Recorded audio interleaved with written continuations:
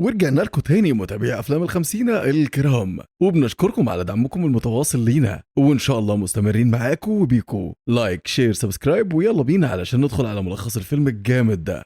بيبتدي فيلمنا في عرض المحيط وعلى مركب عليها عيلة مكونة من 4 اشخاص: توم وجوليا وكاسي وبن. واثناء ما كان كل واحد قاعد وملخوم في اللي هو بيعمله، ساعتها توم كان بيعلم بن ازاي يصطاد وكده، وجوليا قررت ان هي تنزل الميه علشان تعوم شويه، لكنها فجاه بتحس بحاجه غريبه جدا حواليها، وزي ما يكون في حاجه بتشدها لتحت، حاجه كده اشبه بالدوامه. وكل مره بتحاول تطمن نفسها وتقتنع بالامر وتقول ان الدنيا تمام وكده، لكن الموضوع مهديش، بل انه زاد اكتر لدرجه انها كانت هتغرق ومحدش هيحس بيها. ولما خلاص نفسها اتقطع، فضلت تنادي على كاسي علشان تنقذها، لكن كاسي كانت حاطه السماعات في ودانها وتصرخ مهما تصرخ ولا حد هيسمعك. لكن بسرعه بيسمعها توم وبينزل الميه علشان ينقذها. وبعد ما جوليا طلعت على المركب، حكت وقالت انها ما خدتش بالها انها كانت بتعوم جنب الدوامه، وبالتالي الدوامه غلبتها زي ما شفنا من شويه كده. على العموم توم بيقول لهم ان بعد كده اللي هينزل علشان يعوم لازم يعرف كل اللي موجودين على المركب.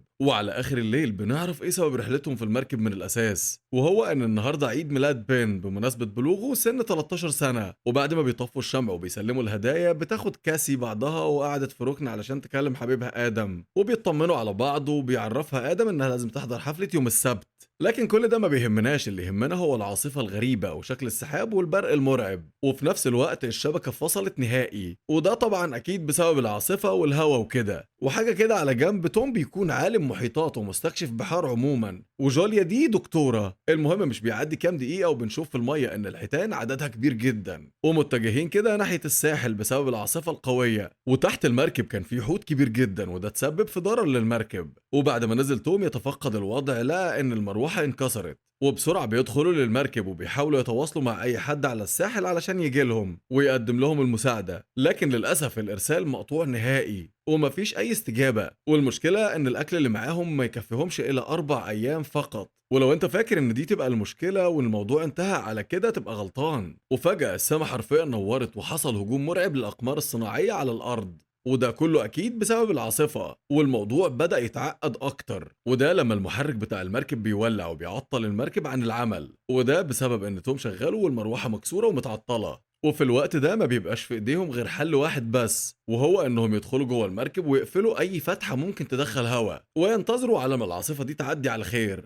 لكن العاصفة عملت قلبان في المحيط، والموجات فضلت تمرجح المركب شمال ويمين، وساعتها حصل فرق ضغط جامد جدا بسبب تقلبات الجو، وده بيسبب لجوليا نزيف. وفي المقابل كاسي جابت كل اللي في بطنها حرفيا بسبب مرجحة المركب المستمرة. وتاني يوم الصبح بعد ما الدنيا أخيرا هديت والعاصفة انتهت والجماعة فاقوا بعد الليلة العصيبة اللي ما يعلم بها إلا ربنا دي، بيكتشفوا إنهم مش في المية أساسا، وحرفيا زي ما يكون المكان اتبدل بمعنى الكلمة. تحس كده إن الصحراء بقت مكان المحيط والمحيط بقى مكان الصحراء، تخيل. وساعتها الكل بيكون مذهول جدا، وإحنا كمان بنكون مذهولين ومحدش فاهم أي حاجة في أي حاجة، وإزاي ده كله حصل من الأساس. المهم بعد ما نزل توم علشان يحدد هما فين بالظبط على الخريطة ويحدد الشمال من الجنوب وكده ويعرف اتجاهاته، اتصدم حرفيا لما لقى ان الشمال مكان الجنوب والجنوب مكان الشمال على البوصلة، وده مش عارف حصل ازاي. فبتيجي جوليا وبتسأله هو ده ينفع اصلا؟ قال لها توم حصلت مرة من اكتر من 700 الف سنة تقريبا،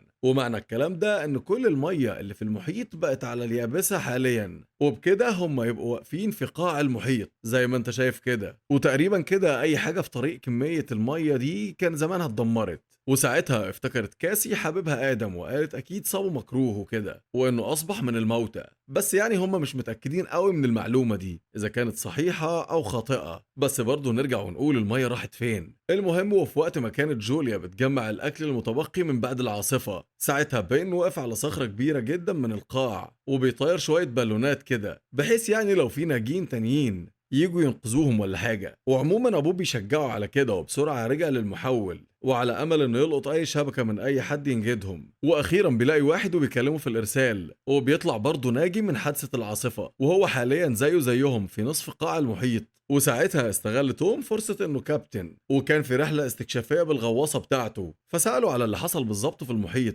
فقال له الكابتن ان بالفعل القطبين اتعكسوا والمية حاليا على اليابسة، لكن مش لوقت طويل لانها هترجع من تاني لمكانها وبسرعة جدا. وده لان في مؤشرات بتقول ان القطبين هيتعكسوا من تاني، وان الموضوع ده هيحصل في اقل من اسبوع. بمعنى اصح انهم لازم بقدر الامكان يحاولوا يطلعوا على اعلى قمة قدامهم علشان يتفادوا الغرق بعد كده. وساعتها طلب توم من الكابتن انه ينقذ ولاده الاتنين، بس طالما عنده مكان الاتنين بس وهم مش مهم بقى ربنا يتولاهم. وبالفعل وافق الكابتن وبينقل لهم احداثيات مكانه بالظبط على الخريطة. لكن المشكلة حاليا ان الطريق من عندهم لعنده هيستغرق يومين او اكتر، وطبعا هم مش ضامنين نفسهم. المهم انهم قرروا انهم يناموا كويس اليوم ده، وفي نهار اليوم التاني بينطلقوا في رحلتهم. وبالفعل تاني يوم جهزوا نفسهم، لكن فجأة ظهر شخص شكله كده مش طبيعي ومش بنعرف ده جاي منين اساسا. وتوم بيروح له علشان يشوفوا مين وعايز ايه وكده، وبيديله شوية مية علشان يرتوي من العطش. وفجأة الشخص ده بيضرب توم وبيوقعه على الأرض، وبعدين بيروح طعنه لحد ما بيخلص عليه. ومحدش فاهم هو عمل كده ليه أساسا. ودي حاجة تعلمك إنك ما تأمنش لحد أبدا، وإن فعلا خير تعمل شر تلقى. وجوليا ساعتها بتكون هتتجنن بعد موت جوزها، ومش بس كده هي كمان خدت لها خبطة لكنها جت سليمة. لكنها بسرعة بترجع على المركب علشان تقدر تهرب هي وأولادها، وبسرعة بتخبيهم في صندوق كده. وفضلت تتعارك مع الشخص المريض ده، وخرجت من المركب قبل ما يخلص عليها. وساعتها هجم عليها الكلب بتاعه فطعنته وخلصت عليه. وبعدها رجعت من تاني للمركب، فبيقابلها المجنون ده من الناحية التانية وبيفضل يخنق فيها علشان تموت. وفي المقابل لما بيشوف بين وكاسي امهم وهي لا حول لها ولا قوه، قررت كاسي انها تضرب المجنون ده بطلقه الفلير علشان تعطله. وفي ظرف ثواني المركب كلها مسكت فيها النار بسبب الطلقه دي، لكن قدرت جوليا انها تهرب هي والشباب قبل ما النار تمسك فيهم.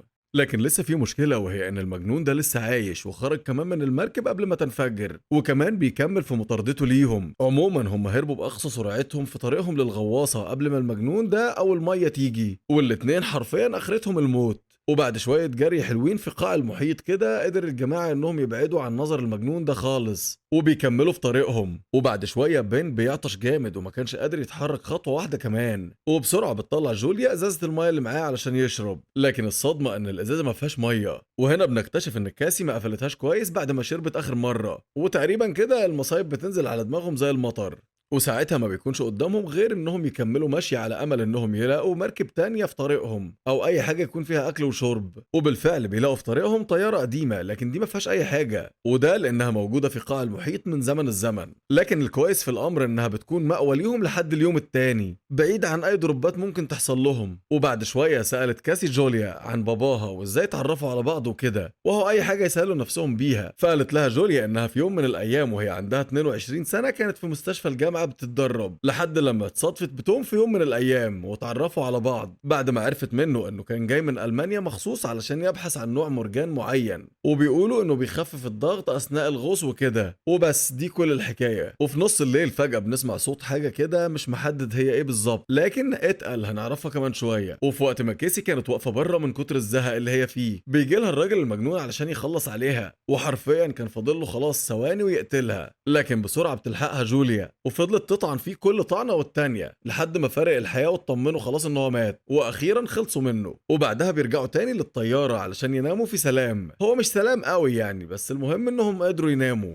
وتاني يوم بقى بيلاقوا جثه الراجل ده متبهدله، وزي ما يكون في ذئاب عدت عليه ونهشته. بس ازاي وهم في عرض المحيط وكده؟ وايه اللي هيجيب حيوانات هنا اصلا؟ وده يخلينا نشك في الصوت الغريب اللي حصل بالليل. عامه هم ما اهتموش قوي باللي بيحصل ده، وركزوا بس انهم ازاي يوصلوا للغواصه باسرع طريقه ممكنه، وده لان خلاص الميه ممكن ترجع في اي وقت وهيغرقوا وهيموتوا من بعدها. واثناء ما هما ماشيين بيسيبهم بن بسرعه وبيجري على بركه ميه ملوثه ومليانه بكتيريا، وده علشان هو عطشان جدا وعايز يروي عطشه باي طريقه. وساعتها ما بيكونش بيفكر في الامراض اللي هتجيله. وبسرعه جوليا بتشده بالعافيه وخدته وكملوا في طريقهم. وبعد شويه مشي في الحر القارس ده قرروا انهم يريحوا 5 كده علشان ياخدوا نفسهم. ولحسن حظهم لقوا قدامهم كراسي قديمه فعملوا منها زي نظام خيمه كده وقعدوا فيها. وبالليل سمعت جوليا الصوت الغريب مره تانية، واللي محدش عارف هو تبع ايه بالظبط، والمره دي كان قريب منهم جدا. وجاي ناحيتهم كمان، وبسرعة بترجع جوليا للشباب وبتاخدهم وبيهربوا بعيد. وبعد شوية جري قابلوا قدامهم ناجين تانيين، وبسرعة بيروحوا لهم علشان يتحاموا فيهم من الخطر اللي جاي عليهم، لكن الناس دي ما رضيوش يساعدوهم وبسرعة قفلوا باب الحاوية وسابوهم. وساعتها بيتصرفوا بسرعة وبيطلعوا فوق الحاوية، وبنكتشف ساعتها ان الصوت ده بيرجع لسلطعونات بحرية مفترسة وبتزداد شراسة بسبب التغير اللي حصل في التوازن البيئي، وبتقدر تتكيف في اصعب الظروف. والمشكلة بقى ان عددهم بيكون كبير جدا، ودول لو مسكوا اي حد هيبهدلوه حرفيا.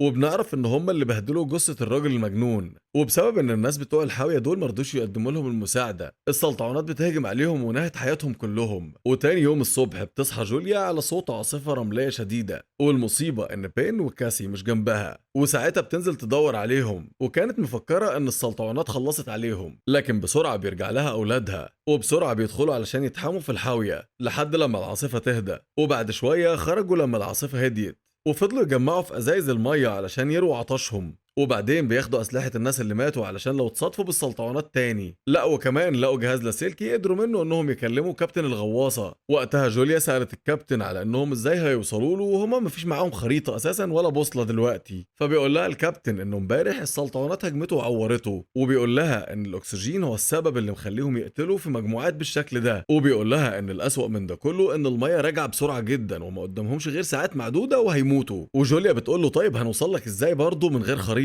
فبسرعه بيتصرف الكابتن وبيضرب فلير علشان يقدروا يحددوا مكانه ويجولوا. وبسرعه بينطلقوا بعد ما شافوا ضوء الفلير، لكن قابلتهم مشكله، والمشكله ان طريقهم في مضيق ضيق جدا ومليان كوارث، وبسبب هزات رجوع الميه دي بتخلي المضيق ينهار وبيفصلهم عن بعض. وساعتها كاسي وبين بقوا في ناحيه وجوليا بقت في ناحيه تانية خالص. وفوق كل ده هجوم السلطعونات اللي بقى قريب منهم جدا، وشكلها كده خربانه خربانه ومفيش اي امل في النجاه في الوقت ده. وساعتها بتقرر جوليا انها تضحي بنفسها علشان ولادها يعيشوا، وبتأمرهم انهم يكملوا في طريقهم للغواصه، وانها هتحاول ان هي تجيلهم. وطبعا ده كلام علشان تخليهم يمشوا، وانها تعتبر دلوقتي خلاص في اعداد الموتى. وفي الوقت ده خلاص هي بقت محاصره من الميه من ناحيه ومن السلطعونات من الناحيه التانية، لكنها بتفضل تضرب عليهم نار، لكن عددهم كان كبير جدا. وفي المقابل قدر كاسي وبين انهم يوصلوا للغواصه، بس المؤسف ساعتها ان الكابتن كان مصاب جدا، وده بسبب هجوم السلطعونات عليه، وانه فاضل له خلاص دقايق ويفارق الحياه. وبيقول لهم ان هو كده كده خلاص هيموت ومش لازم ان هو يركب وياخد مكان على الفاضي. وساعتها فكرت كاسي انها ترجع لمامتها تاني علشان تنجدها من الموت قبل ما الميه ترجع، وفعلا بتقدر ترجع لجوليا وبتنقذها. وبسرعه رجعوا هما الاتنين على الغواصه، لكن السلطعونات فضلت تطاردهم وبتحاوط الغواصه كلها حرفيا، وكملت اكل في الكابتن. وساعتها فضلوا يضربوا عليهم نار، لكن كل ده ملوش اي لازمه، وده لان العدد بتاعهم كان كبير جدا. في نفس الوقت ده بتكون المية خلاص رجعت، ومش راجعة عادية، لا دي راجعة بسرعة الصاروخ وبموجات كمان. وبسرعة بيدخلوا للغواصة وبيقفلوا كل المنافس وبيسلموا نفسهم للقدر، يا يعيشوا وينجوا يا اما يموتوا في النهاية. وتاني يوم الصبح بعد ما الدنيا استقرت الى حد ما والمية رجعت لمكانها الطبيعي، بيخرجوا بعدها من الغواصة للشط. والمفاجأة والصدمة لما لقوا ان اثار بيوت متدمرة بسبب الموجات الشديدة، بس في النهاية قدروا انهم ينجوا من الكابوس المرعب اللي هم كانوا فيه. بس كده يا صديقي، وبينتهي فيلمنا على كده. لايك شير سبسكرايب، واشوفكم الفيلم اللي جاي. كان معكم محمد خليل، سلام.